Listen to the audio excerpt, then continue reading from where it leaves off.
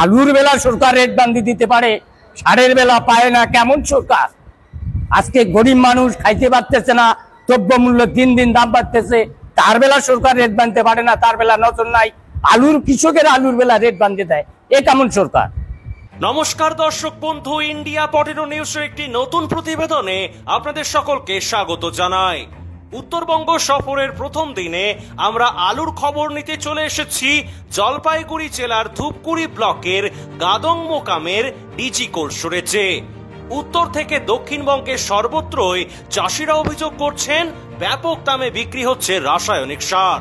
আপনাদের জানিয়ে রাখি, চড়া দামে সার বিক্রি করার অপরাধে গত 6 সেপ্টেম্বর জলপাইগুড়ির শোভার হাটে এক সার বিক্রেতার দোকান 15 দিনের জন্য সিল করেন কৃষি উন্নয়ন আধিকারিকের অফিসারেরা। অন্যদিকে রাজ্য জুড়ে বন্যায় ফসলের ব্যাপক ক্ষয়ক্ষতির ফলে লাফিয়ে বাড়ছে কাঁচা শাকসবজির দাম। পুজোর মুখে সবজির দাম আরো কিছুটা বাড়বে বলে আশাবাদী বাজার বিশেষজ্ঞরা। চলুন এখন সারের কালোবাজারি, আজকের আলুর দাম, বন্ডের দাম ও আলুর পরিস্থিতি নিয়ে কি বলছেন গাদং মোকামের আলু চাষি ও ব্যবসায়ীরা শুনে নি। প্রিয় দর্শক, ভিডিওটা ঝড়ের গতিতে শেয়ার করে সমাজের সর্বস্তরের মানুষের কাছে পৌঁছে দিন। চ্যানেলটি সাবস্ক্রাইব ও ফলো করে ইন্ডিয়া পটেটো নিউজে প্রতিনিয়ত আলুর খবর দেখতে ভুলবেন না। আলু চাষীদের নির্ভরযোগ্য আলু বীজ ব্র্যান্ড রঞ্জিত থিন ফার্ম, কৃষকদের প্রথম পছন্দ। রঞ্জিত সিং টিএফ মার্কা বীজ, সুস্থ ফসলের গ্যারান্টি, কৃষকের সন্তুষ্টি। পশ্চিমবঙ্গের সব জায়গায় পাওয়া যাচ্ছে। Ranjit Thind farm, Jalandhar, Punjab. Mobile number 9915225757 অথবা 9417347738। দাদা নমস্কার। নমস্কার। কি নাম আপনার? আমার নাম আব্দুল রাজ্জাক। আচ্ছা, আপনি জলপাইগুড়ি জেলার গাদং 1 নম্বর আলু ব্যবসায়ী সমিতির কোন পদে আছেন? আমি সম্পাদক। উত্তরবঙ্গ সফরে তৃতীয়বারের জন্য এলাম 2024 সালে আজকে। তো আমরা একটু জানান যে আমাদেরকে যে আজকে আপনাদের এই গাদং মোকামে আলুর কি দাম আছে, সাদা জ্যোতি এবং লাল হল্যান্ড আলুর দাম কি আছে? আমি সর্বপ্রথম ইন্ডিয়া পটেটো নিউজকে ধন্যবাদ জানিয়ে আজকে দু একটি কথা বলবো। অবশ্যই ধন্যবাদ আপনাকেও। দামটা একটু জানান সবার ফার্স্টে, যে আমাদের জ্যোতির কি দাম আছে? আমাদের এখানে সাদা জ্যোতি আলু আছে। আচ্ছা, কি দাম আছে আজকে? আজকে সাদা জ্যোতি আলু আমাদের এখানে 1750 টাকা কুইন্টাল। এটা কি বন্ডের দাম? বন্ডের দাম। আর এমনি রেডি দাম? রেডি দাম 21.5 টাকা। 21.5 টাকা কেজি? বড় আলু 21.5 টাকা কেজি। হ্যাঁ। আর লাল হল্যান্ড কি এখানে নেই? হ্যাঁ আছে। কিরকম দাম আছে? লাল হল্যান্ড আছে এখানে। আরেকটা পাঞ্জাবের আলু আছে, ওটাকে বলে 403। 403। হ্যাঁ। আচ্ছা, কি দাম আছে? ওটা মিলে আজকে 1,90,92,000 টাকা ওখানে বন্ডের দাম। এটা বন্ডের দাম আছে। আর ওটা রেডি দামটা কি আছে? রেডি দাম আজকে 23 টাকা আছে। 23 টাকা কেজি।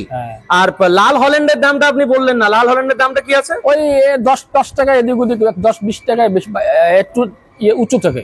মানে কি বন্ডের দাম বলছেন না? একটু ক্লিয়ার করে দিলে ভালো হয়। দাম বন্ডের দামটা মানে একটু 1,90,000 টাকা, 200 টাকা, 90,000। আচ্ছা, আপনি বাজার কি আজকে আপের দিকে আছে না ডাউনের দিকে? না, আজকে মোটামুটি স্থিতিশীল আছে। গতকালকে যা ছিল মার্কেটটা আজকে তাই রয়েছে। আমি একটা জিনিস অবাক হয়ে গেলাম যে হিমঘরের শেড খালি কেন? মানে এখানে আলু আজকে কেন নিকাশি নেই না, কি ব্যাপার কি এটা? একটু প্রোগ্রামটা কম হচ্ছে তো, আর আমাদের এখানে নিজেদের শেড আছে, সেই শেডে নিয়ে যাচ্ছে আলুগুলো। বিকাল বেলায় আসলে আপনি ঠিক পেয়ে যেতেন। ও আচ্ছা, মানে এখানেতে কি হয় যে মানে আলুটা নিকাশি হয়ে চেম্বার থেকে শেডে আসে, তারপর শেড থেকে ওটা সব যে যা চালাতে নিয়ে গিয়ে ঢালাই বাছাই করে নিজেদের মতো করে বিক্রি করে দেয়। বুঝতে পারছি। তো বাজারটা স্থিতিশীল হয়ে যাওয়ার কারণটা কি বলে মনে হয় দাদা? এখানে দেখতে পাচ্ছেন না, আজকে 40 ডিগ্রি তাপমাত্রার কাছাকাছি আছে, তো মানুষ তো ঘরের থেকে বেরোতে পারতেছে না। তো অতএব আলুটা গরম যখন হয় তখন কিন্তু একটু খায় কম। আজকে বর্ষা আমাদের এখানে প্রায় 1 মাস থেকে কোনো বৃষ্টি বাদল নেই, মানে আমরা খাকা হয়ে আছি। পাঞ্জাবের উন্নত মানের 1 নম্বর বায়োটেক আলু বীজ কাং এগ্রি ফার্ম, কুফরি জ্যোতি, পোকরাজ, হিমালিনী, চন্দ্রমুখী সুপার 6, কুফরি উদয় 7008, মোহন, সঙ্গম খ্যাতি ও সুখ্যাতি আলু বীজের বুকিং চলছে। এখানে ব্রিডার এবং বায়োটেক টিস্যু কালচারের মাধ্যমে আলু বীজ উৎপাদন করা হয়। Kang agri farm, Kang cold store, Lalia Kalan, Jalandhar, Punjab. Phone number 9915119511। আমি সেটাই দেখছি, দক্ষিণবঙ্গ কিছুদিন আগে মানে বৃষ্টিতে ভেসে গেল, তার থেকেও বড় কথা হচ্ছে ব্যাপক জল হয়েছে দক্ষিণবঙ্গে। উত্তরবঙ্গে মনে হয় 1 মাস যাবত কোনো জল হয়নি। না, আর আপনাদের এই উত্তরবঙ্গে নতুন আলুর চাষ কবে থেকে শুরু হচ্ছে? নতুন আলুর চাষ কালকে আমাদের ধূপগুড়িতে কিছু পাঞ্জাব বিচন এসে গেছে, সেটা অর্ধেক ধূপগুড়িতে খালি হওয়ার পরে এক বিশেষ সূত্রে জানতে পারলাম সেটা নাকি আসামে গেছে। এই গাড়িটা আসামে এখনো চাষ শুরু হয়ে যাওয়ার পথে আর কি। আর উত্তরবঙ্গেও বীজ বিক্রি শুরু? উত্তরবঙ্গ আমাদের এখানে আজকে আমাদের ধূপগুড়ি এক ব্যবসায়ী এখানে বীজ নামাইছে, দেখতে পেলাম আমি গ্রুপে। হ্যাঁ, তো আমাদের এখানে যা ওয়েদার আছে সেই আলু যদি এখনো মাটিতে পড়ে সেই আলু হবে কিনা আদৌ তার কোনো গ্যারান্টি নেই। আচ্ছা, মানে চাষ এখন দেরিতে শুরু হলো, বীজ কিন্তু অলরেডি উত্তরবঙ্গে ধূপগুড়িতে এসেছে নাকি? ধূপগুড়িতে চলে এসেছে। ধূপগুড়ি আমাদের সব বীজের বড় মোকাম, তো উত্তরবঙ্গের মধ্যে বড়। আর মোটামুটি আপনাদের এই গাদং মোকাম থেকে আলু কোথায় কোথায় গিয়ে বিক্রি হচ্ছে দাদা? আমাদের মেনলি আসাম।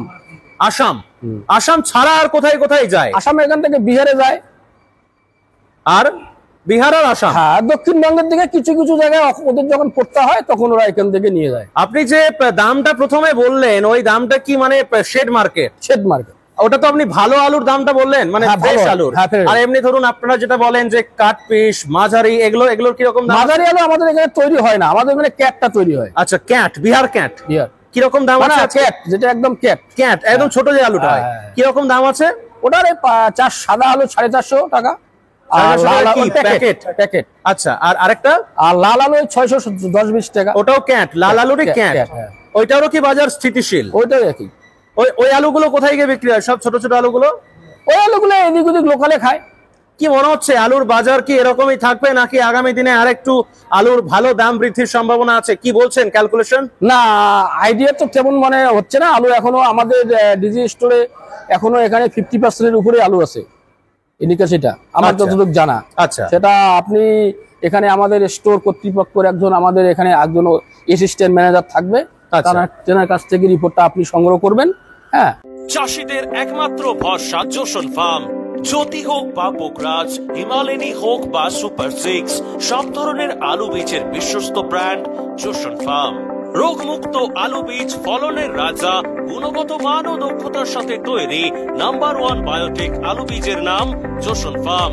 যোগাযোগ Joseon farm by Billah Joseon 9417292279 অথবা প্রভুজিৎ সিং জোসন 9464971504। নমস্কার দাদা, আপনার নাম কি? আমার নাম কিশোর কুমার রায়। কিশোর কুমার, আচ্ছা। কিশোর কুমার রায়। আচ্ছা, তো দাদা কি আপনাদের এই ব্যবসায়ী না স্টোরের? আমি ডিজি কোল্ড স্টোরেজের আমি একজন কর্মচারী। বেশ, আচ্ছা, আমরা যে শুনলাম যে এই ডিজি কোল্ড স্টোর এটা নাকি খুব একটা ফেমাস স্টোর, আপনারা বলছেন যে এখানকার আলুটা নাকি খুব ভালো। তো এই স্টোরটাতে মোটামুটি আলু রাখা যায় কত প্যাকেটের? ক্যাপাসিটি কত? আমাদের এখানে 4,10,000 প্যাকেট আমাদের ক্যাপাসিটি। এবছর কেমন লোড হয়েছিল? এবছর আমাদের ফুল লোডই আছে, 4,10,000। হ্যাঁ, 4,10,000 লোড আছে। আর কেমন মোটামুটি নিকাশি আছে? রিলিজ হয়েছে আমাদের 1,97,000 প্যাকেট রিলিজ হয়েছে। এটা কি আজকে অবধি? হ্যাঁ, গতকালকে রিপোর্ট পর্যন্ত। গতকালকে পর্যন্ত। মানে গতকাল সন্ধ্যায় কেমন আলু নিকাশি হয়েছে? আমাদের 1800 প্যাকেট নিকাশি হয়েছিল গতকাল সন্ধ্যায়। আর এই যে দেখতে পাচ্ছি যে ছোট ছোট যে আলুগুলো, এগুলোর কি ব্যাপারটা? আলুগুলো আছে কালকে রাত্রিরে বেরিয়েছে আলুগুলো।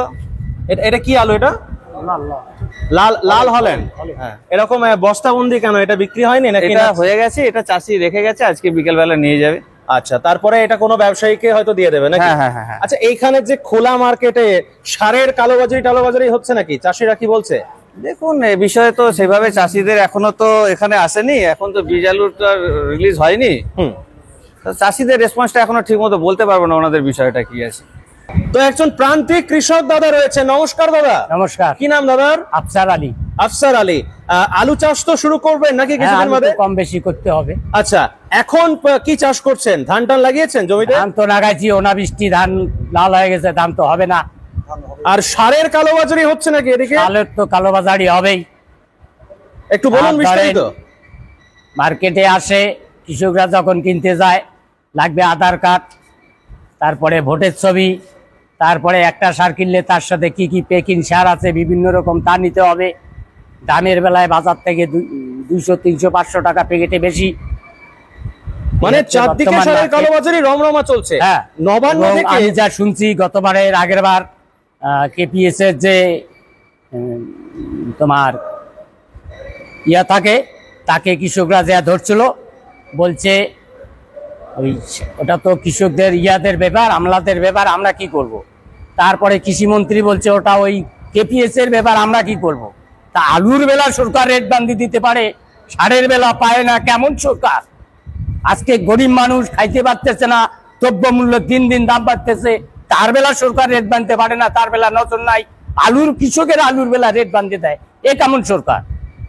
এগুলো কি কোনো সরকারের নীতি? হ্যাঁ, কাঁচামালের রেট বাঁধ দেওয়া, যে মূলা, সবজি, বেগুন ফলাই যাচ্ছে মার্কেটে, নিবের মাঝি নাই, ওখানে তো সরকার আসে না কিনতে। আপনারা এডিও কে জানান। আপনার কিছুদিন আগে নবান্নে আলু ব্যবসায়ী সমিতির মিটিং এ এই ব্যাপারটা আলোচনা হয়েছে। আমি আপনাকে বলছি, আপনারা লোকাল এডিও কে জানান, যথাযোগ্য প্রমাণ নিয়ে এডিওর কাছে যান, নিশ্চয়ই সারের কালোবাজারি নিয়ে এডিও সাহেব নিশ্চয়ই স্টেপ নেবেন। বুঝতে পারছেন? তখন তো মার্কেটে শর্ট দেখাবে, আমার দরকার এই সারটা, তখন এই সারটা নাই, শর্ট দেখাবে, শর্ট দেখে গোপন ভাবে বলবে দাম এত পড়বে, যদি নেও তাহলে আমরা দিতে পারি।